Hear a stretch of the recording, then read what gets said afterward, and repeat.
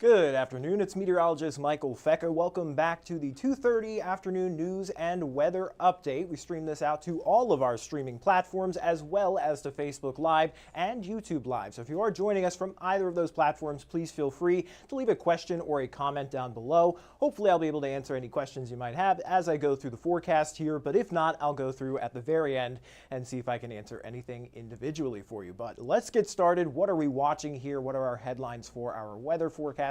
Well, we've got more showers and storms to talk about as we go through the rest of this afternoon and into this evening, but that's not it. They linger through the weekend and all the way through next week. So a lot more of a wet and unsettled weather pattern taking shape for us here in the tri-state. And then all while we're talking about daily chances for rain, we're also looking at temperatures and humidity continuing to rise as we get into the middle of next week. So definitely starting to feel a lot more summer-like within the next 7 days. But let's take a current look at what's going on outside right now. Our national radar showing this area of low pressure sitting just off to the west of the tri-state over southeastern Missouri and southern Illinois. As that sits and spins there, we're going to continue to see just rounds of showers and thunderstorms on and off throughout the rest of this afternoon and into this evening. Now, it does look like models want to at least become a little bit more isolated with those chances overnight tonight, but then back up and a little bit more widespread as we get into Saturday as that low passes over top of us. So here's a closer look. Right now we've got at least some dry time here in the Evansville area. We do have some heavier downpours moving through southern Illinois right now. We'll likely have some more showers lift up here through western Kentucky and into southern Indiana here within the next hour or two. And again, that's going to be on and off through the rest of this afternoon and into this evening. So I know there are a lot of outdoor plans. We've got Friday after 5. We have WC Handy Music and Blues and Barbecue Festival down in Henderson, both of which have the potential to get hit by a thunderstorm or a shower. Now, at least we're not expecting anything in the severe weather department. We're just expecting typical run-of-the-mill thunderstorms, but you still need to plan for that, especially if you're going to be outside. You want to have a way to get indoors if you hear thunder, or at least have some sort of poncho or umbrella with you in case you get hit with a downpour. But looking at our current temperatures, we're sitting in the upper 70s to right around 80 degrees right now, 81 in Evansville, 79 in Owensboro, 82 down towards Madisonville, and 80 up towards Jasper. Looking at our forecast for the rest of tonight, again, we'll have some scattered showers and thunderstorms this evening, but they do become more isolated overnight tonight. Temperatures will drop down into the upper 60s to right around 70 degrees. And then tomorrow will warm back up into the lower 80s with winds out of the southwest between 4 to 9 miles per hour. And then again, more scattered showers and thunderstorms. But here's a look at the future radar here. So tracking it out through the rest of this evening. Again, we're expecting some more on and off scattered showers and storms to lift up through western Kentucky, southern Indiana through this evening. But then as we get into the late night and into the overnight hours, you'll notice the showers and storms decrease in coverage. So they become a lot more isolated into early Saturday morning. And then with the heating of the day and the combination of that low sitting right on top of us, we'll likely see some more scattered showers and thunderstorms developing widespread across the tri-state. And then they'll start to fizzle out with the loss of daytime heating as we head into Saturday evening. And then we actually may end up mostly dry overnight Saturday into early Sunday morning, but there is still that isolated chance for a sprinkle with partly cloudy skies. But looking at our rainstorm chances for the next 7 days, you can see they really don't quit on us. The highest chances we have are today and tomorrow. That's where that low is passing on by.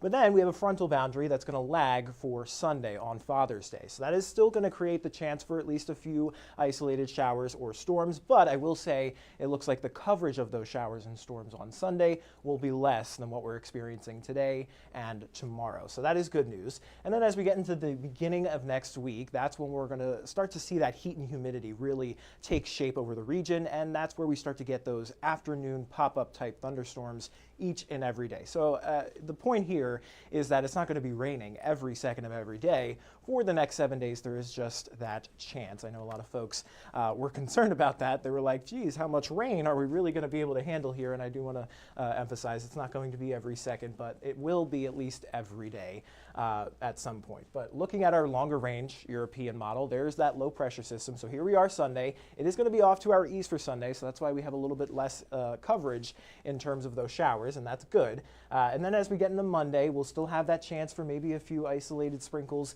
especially for areas east of Evansville, but then we'll have better chances for more showers and storms on Tuesday, Wednesday, and then especially as we get into Wednesday night and a Thursday, it looks like we'll have a frontal boundary finally cross through, and that looks like it will finally clear us out of this stagnant, soupy, stormy weather pattern. We'll actually have maybe a high pressure system built in throughout the day on Friday, and that will be kind of our first solidly dry day that we would have in a very long time. So looking forward to Friday, but I can't make you any promises this far out. But looking at our European rainfall totals, again, we are expecting at least daily chances for showers and storms through next week, and many of us could pick up anywhere between up to 1 inch, maybe even pockets closer to 2. It really all depends if you get caught in a downpour, but overall, we're not too concerned with any sort of widespread flooding, and of course, there is always that isolated risk for a flood with any sort of downpour or thunderstorm.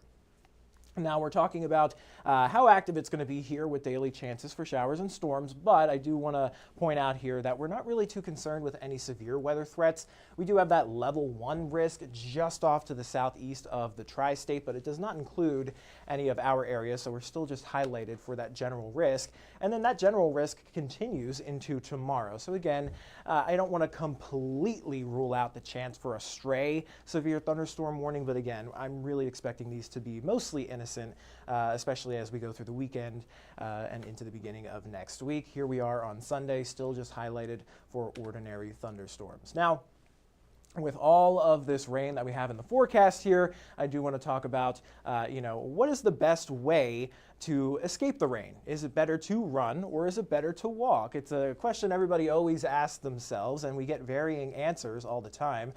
So Arden actually put this together and made up an equation for us to actually solve this question. And I know we have a lot of outdoor activities today, especially, so some of you may actually want to take this advice if you're caught under a shower outside. So we've got several different variables. We have the wetness per second, wetness per meter, meters traveled, and the time spent in the rain. What you want to do is you want to take your wetness per second and multiply it by how long you spent in the rain, and then you want to add your wetness per meter times the meters that you traveled to your shelter. And you'll notice that the only thing that you can really change here is the amount of time that you spend in the rain. So what does that mean? That means you should run, not walk, if you're caught in a downpour. That will actually leave you more dry. So the less time you spend in the rain, the less wet you'll become. So hopefully you'll be able to take that advice soundly here with all this shower and thunderstorm activity in the forecast. But here's a quick little recap here on your 7-day. Again, more showers and storms through the rest of tonight, or at least into this evening, becoming isolated overnight, more expected through the weekend, and then more pop-up type showers and storms through much of next week each afternoon. You'll notice there temperatures continue to climb up into the upper 80s to nearly 90 degrees by Wednesday. That is all I have for the forecast here. I'm going to take a quick look at the comments to see if you guys have any questions for me. If not, you want to stick around. We have Jamie and Rob here, and they're going to talk about your latest news headlines coming up in just a bit. But let me go ahead and pull up any questions that you guys have for me. All right. There's a math problem for everything, says Jessica. Yes, you're correct. Watching from work in between customers in Dawson Springs. Thank you for watching, Laura. William said he's recorded 0.26 inches of rainfall in his rain gauge near Bosse Field so far for today. So we'll likely continue to see that rain gauge go up here with all that shower and thunderstorm activity happening. But that is all I have here for the forecast. So again, stick around. We've got more news headlines coming up just after this break. Stay informed on your local news and weather throughout the day by watching the 14 First Alert streaming shows. At 8:30 a.m., get your First Alert forecast to plan the day ahead and catch up on the news that happened overnight with the 14 News Sunrise team. In the afternoon, get the latest headlines, forecasts, and a preview of the stories we're working on with the 14 First Alert streaming show at 2:30. And get an in-depth look at the 14 First Alert forecast so you're ready for the next big thing with the 14 First Alert weather show at 9 p.m. Watch the 14 First Alert streaming show that fits your schedule and works best for you. Streaming on your phone by downloading the 14 News app and the 14 First Alert weather app. On your smart TV by using the 14 News streaming app. And stream anytime on Facebook, YouTube, or on 14news.com. Stay connected and stay informed by watching the 14 First Alert streaming shows on your favorite streaming devices.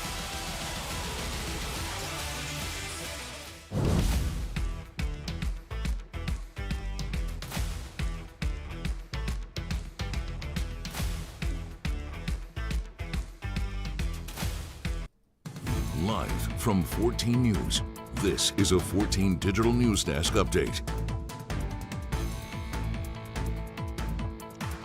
Well, good afternoon. Thanks for joining us for our afternoon news and weather streaming show. I'm Jamie French. And I'm Robinson Miles. First of all, congrats. You made it to Friday. You well sure done, did. everybody. And we actually do have some fun and interesting things going on around the tri-state today. So we're going to go ahead and jump right into it. First of all, happening now in Muhlenberg County, they have a bit of a special visitor right now.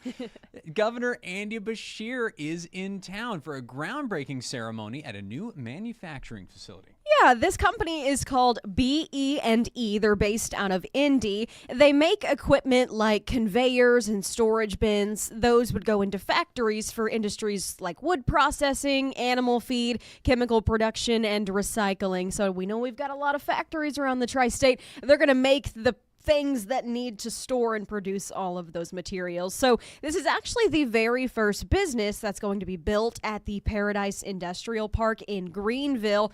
It's a $16.2 million investment, so a lot of money on the line here that Governor Beshear is coming down for. And this will create 250 local jobs. So that's awesome for the economy there in Muhlenberg County. Now, if we've got nothing else to brag about there, we do have the bragging rights that Governor Beshear wanted to spend Friday here rather than elsewhere in the state. Take that, the entire rest of Kentucky. Yeah, and he's doing several things, I believe, in Muhlenberg County today. He's also speaking at an event about pre-K for all, and our Isaac Calvert's covering that. And then we're at the groundbreaking as well. So we're hanging out with Beshear all day long, of course, bringing you the latest on all things Kentucky and goodness. So Now, if economic development isn't as much your thing, we do have another one. The Green River Distilling Company in Owensboro got to create the commemorative bottle for the U.S. Army's 250th anniversary.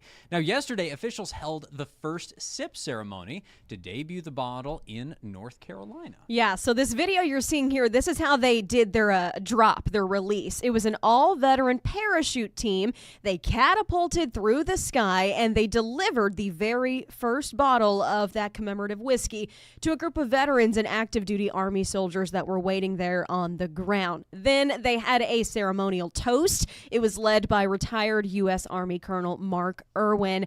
This new product is actually available if you'd like to purchase it. Starting tomorrow, though, you can buy that online or at Owensboro Green River Distillery location there. And then what's very cool about this is that a portion of the proceeds from all of the bourbon sales will directly enhance the quality of life for soldiers and their families. It goes back for, programs and things like that veteran families and even active duty military members can get involved in. And it's a very cool initiative. But this ceremony to announce it, I mean, incredible. We're parachuting through the sky with bourbon. Now, we know that there are things going on all around the country for this 250th birthday of the Army. Yeah. Ours is probably the coolest. Ours is the right? coolest. I mean, is it a military parade? No, but it's whiskey out of a helicopter. Oh, so my goodness. And it involves Owensboro, and the distillery there is so cool. I mean, guys, this is incredible work. Of course, a lot had to have gone into the preparation for this as well. And they haven't, what I think is very cool about this is they haven't released a picture or anything of what that bottle is going to look like yet. Of course, that'll be announced tomorrow on the 250th anniversary. So I'm interested to see the design of it. I think it's going to look cool. Sure, very fun claim to fame for the area here. Yeah. Now, As per usual, as we do these streams, we do like to keep an eye on Facebook in case we get any comments or questions from all of you. And this was a more active day. All of it have to do with weather. My feelings are only hurt a lot by that. Best one, though, Jerry Brown, in reference to Michael's math problem about whether you should walk or run in the rain. Sounds like common sense to me. Boy, does it, Jerry. Yeah. But I grew up hearing that people would get in my face like, it's actually smarter to just walk. And so I am vindicated. Yeah. This was years coming. Thank you, Jerry. Thank you, Michael. This is a good day for Guys, Rob. you just got to run in the rain. That's the best course of action. True. Yeah. Plus, it's fun. You feel like a kid, run through puddles. Come on, let's just I be hate alive. rain, guys. It's Friday. Come on. Yeah. All right. Hey, before we wrap up today, I do want to mention, if you guys have noticed on NBC right now, U.S. Open, the big golf tournament for any golfers out there. Of course, that's happening on NBC. That's going to continue happening today for most of the day. So if you are an everyday viewer of 14 News at 4 and 5, change of plans here. Golf will be happening on WFIE. So instead, we will be streaming a scaled back version of our newscast, which you can watch on 14news.com and on the 14 News app. So if you don't have the app, great opportunity to go download it now if you want to see the 4 and 5. But if all goes to plan with golf, we will be on air like normal for 14 News at 6. And of course, with Rob again at 10. True. Look forward to seeing you then. Yes. So we will have those disruptions to our early evening shows, but as Jamie said, assuming things don't go long, which they always could, but assuming they don't, we will be back to normal for the 6 and 10. So Yeah. thank you again for joining us on this Friday afternoon. Yeah, thanks for watching. Have a great afternoon.